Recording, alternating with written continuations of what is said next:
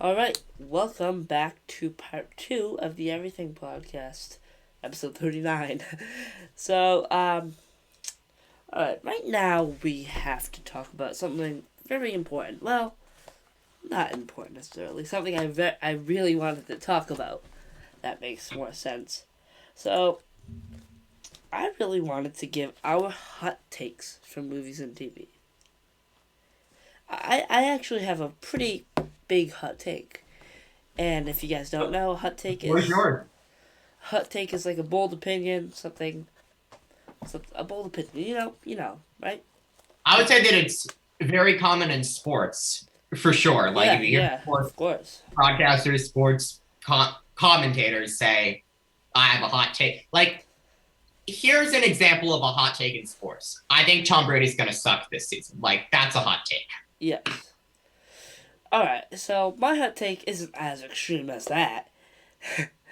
um, but my hot take is about animation or animated movies. I Yeah. think people have the misconception that animated movies are just for kids, and that's simply not true.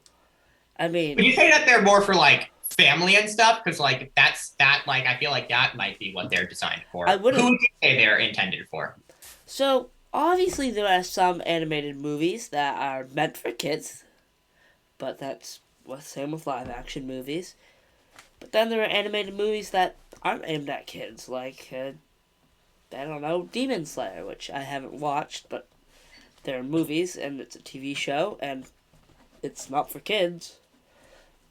I mean, that that you can't argue against that. So I just get annoyed when people say that, oh, animation, why are you watching that? It's just for kids. Look at the show, The Boys Diabolical. That's most certainly not a kid's show. And maybe look at Invincible, one of the goriest shows of all time. It's animated.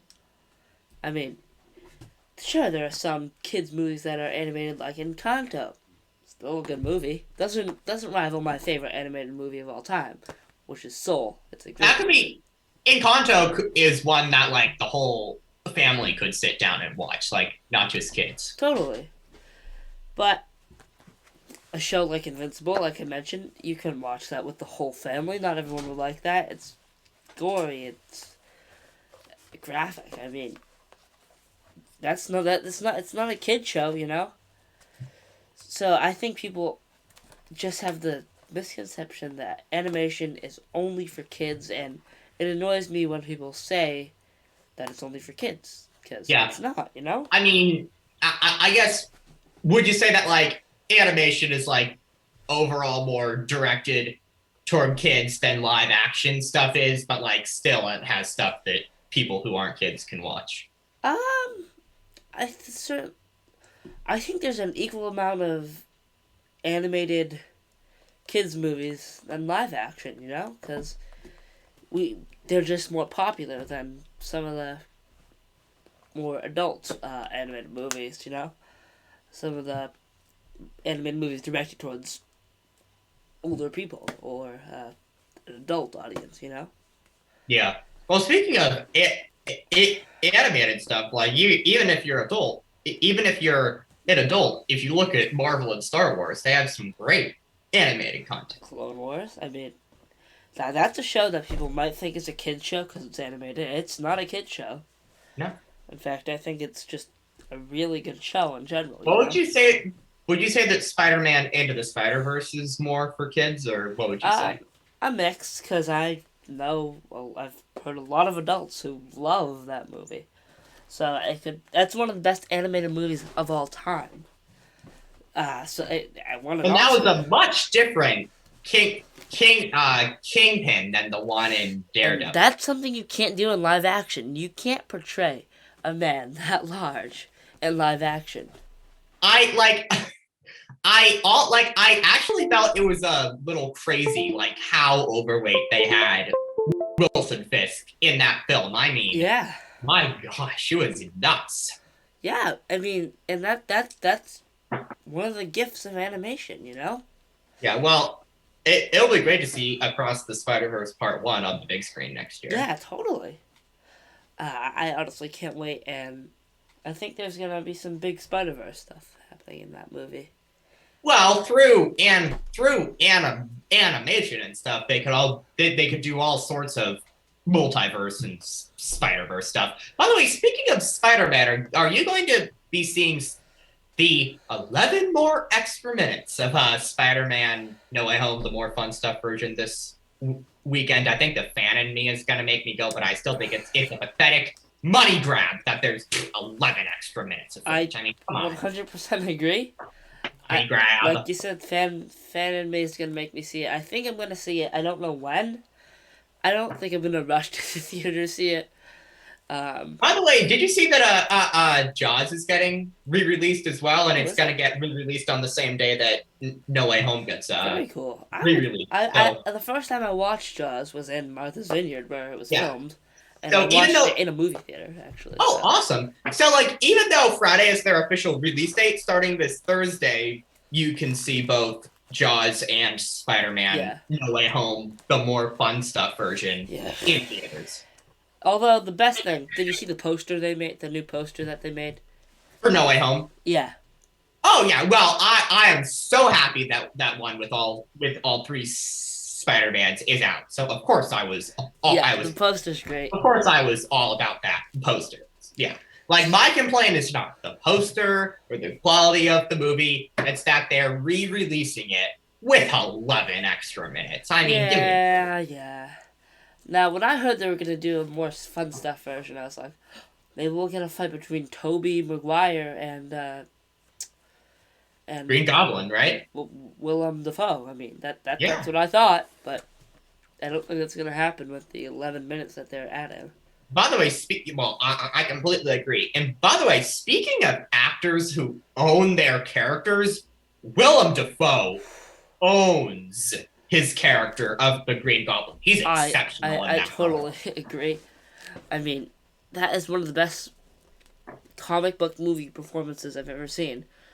And No Way Home and the first Spider-Man movie. I mean, it's I mean, fantastic. he's in like I literally heard that like he's in like his 60s or 70s, and he only agreed to come back and do No Way Home if he could still perform all the fights and the stunts. I mean, talk about a dedicated, unbelievable actor. Yeah, I mean, yeah, dedicated. That's the word I would use. I mean, you don't have many people like that nowadays, and he seems like a really nice guy in real life Oh too. yeah, I mean, if there is any way in like a Spider-Man 4 with Tobey Maguire or something, if there is any way that we could ever get Willem Dafoe playing I don't and know. voicing the Green Goblin back again, I would that would be great, but I don't want it to be there unless it's well done.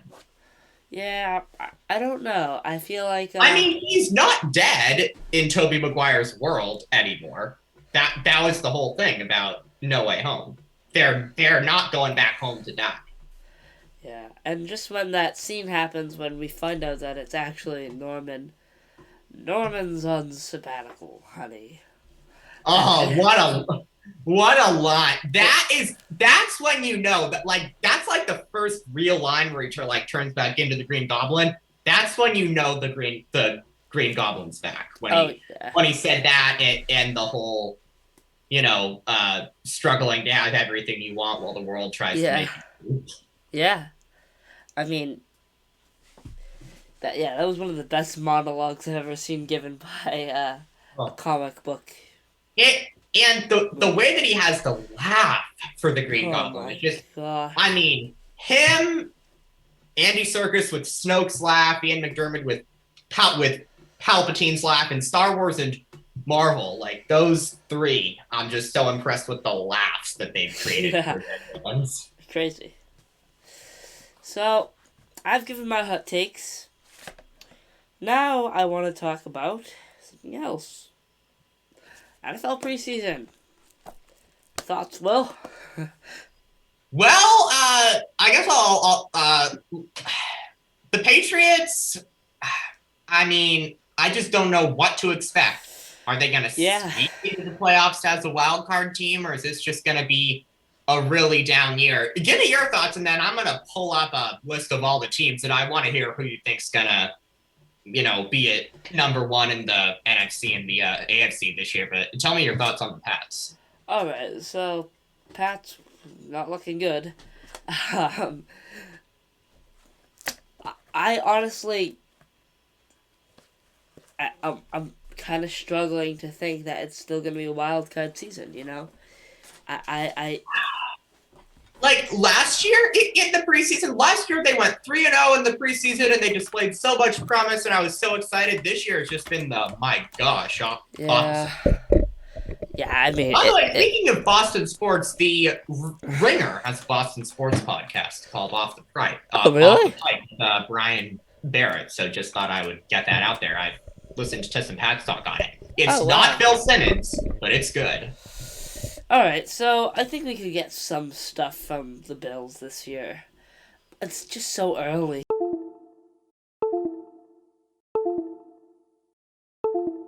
Yeah, Obviously, like I said, the Bills. Um, but I mean, Bucks. If Brady really shines this year, that obviously the that Rams coming offensive off. line is not looking good though for You're Tampa right. Bay right Yeah, now. I don't want to doubt Tom Brady teams, but not looking good. I totally agree. I mean, So I'm not worried about Brady. I'm worried about the offensive line. I totally agree. And Brady, obviously, I'm not concerned. Although I have heard rumors he's working on the show, The Masked Singer, which he Oh could. yeah, I think I did see That would be something interesting if about that's that. what he's doing right now. Yeah. Look, Tom Brady is the last person that I will question his dedication to showing up, for his Yeah, of course. football team. But I mean, in the AFC, I mean, the Bills. I mean, I feel like they just have a ton going for them right now. Do you think the Bills will be the number one seed in the AFC? Because I could see that. What are your thoughts? It honestly wouldn't surprise me. I mean, I think people are high on the Chargers this year. I'll be curious to see how the Chiefs do without Tyreek Hill, whether that'll hurt them or whether that's going to be a Yeah, brilliant, move on yeah, their. totally. But like, if I had to pick a team, like I'm looking through all these teams in the AFC right now, and if I had to pick a team to be number one, I think I would go with the Bills. They're sticking out to me the most right now. Is there anybody else who sticks out to you in the AFC?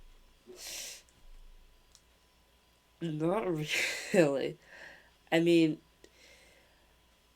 well, I honestly don't think so.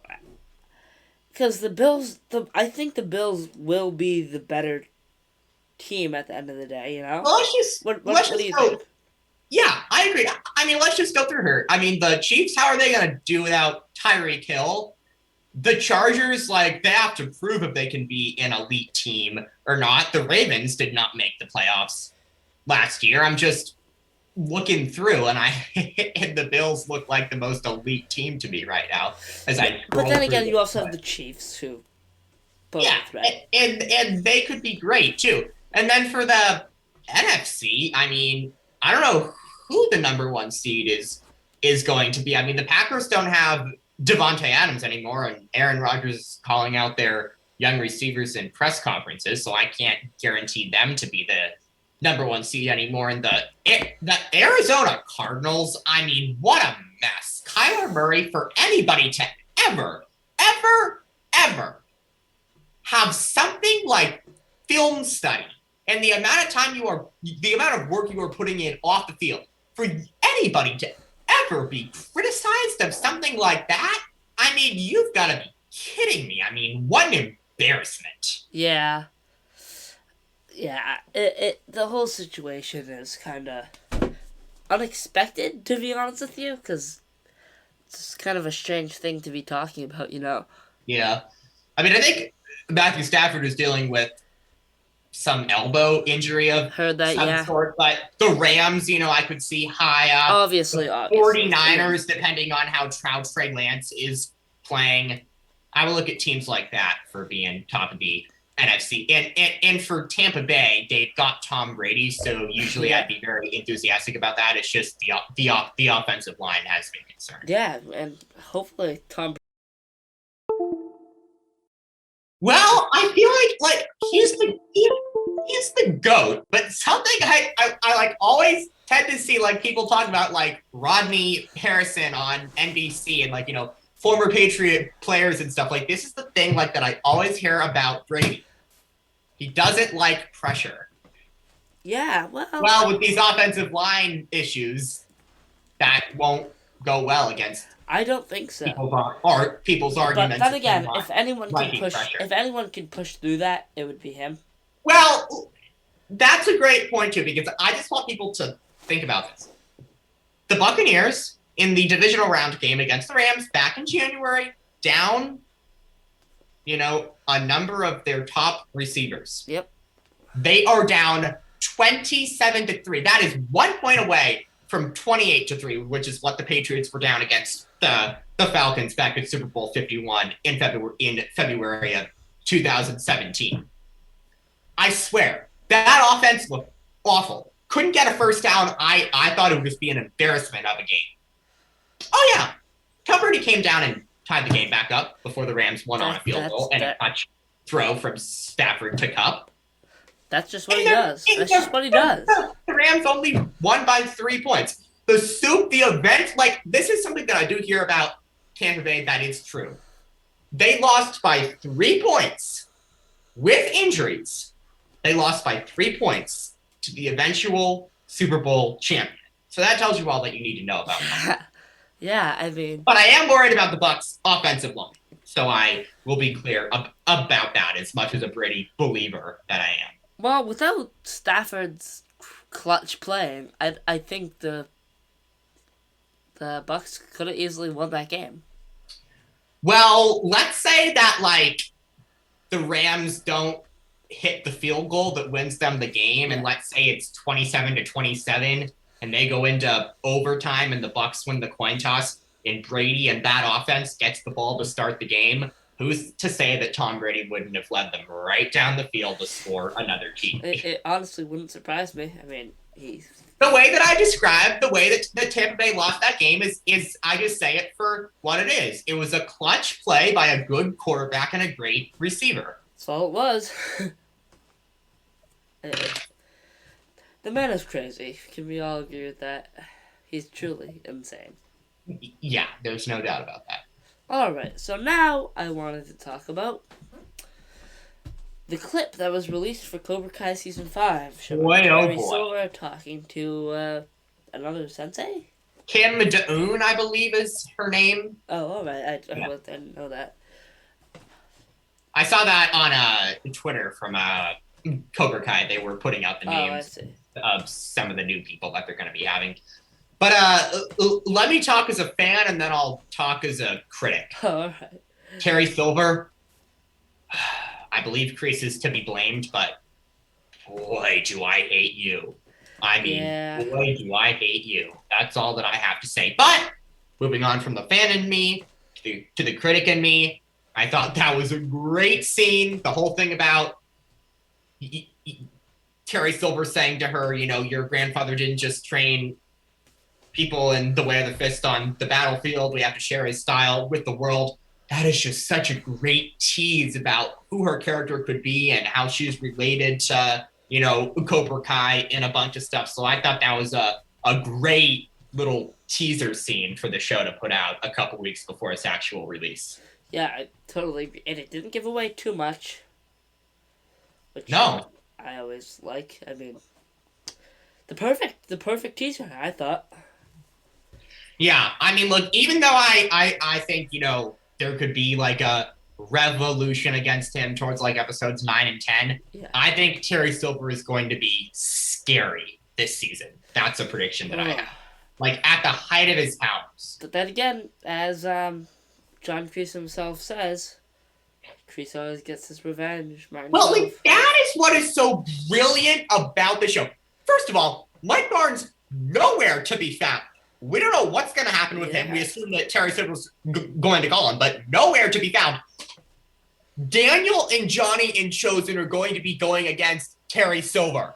But then you have the whole Kreese storyline put in here as well. Plus and now Miguel. Grace is going to be going against Terry Silver, but he doesn't like Daniel, Johnny, or Chosen. So that is what makes the show so complicated and interesting and brilliant. Yeah. I can't believe I'm saying this, but the stuff with Miguel and Robbie, that's what I'm least excited for. And those are my two favorite characters on the younger cast of characters. Younger cast, yeah. So that's just saying something to show how excited I am. Both are great actors, obviously. Well, I'm excited for it all. I mean, I'm excited to have Johnny, come back and team up with Daniel and Chosen. But like, if they can actually find, I can't wait to see Johnny team up with Chosen. I'll say that. Oh, that'll be fantastic. But like, if they can actually find who Miguel's father is, and if he's like an evil man and stuff and how will Miguel and Robbie and fix their relationship?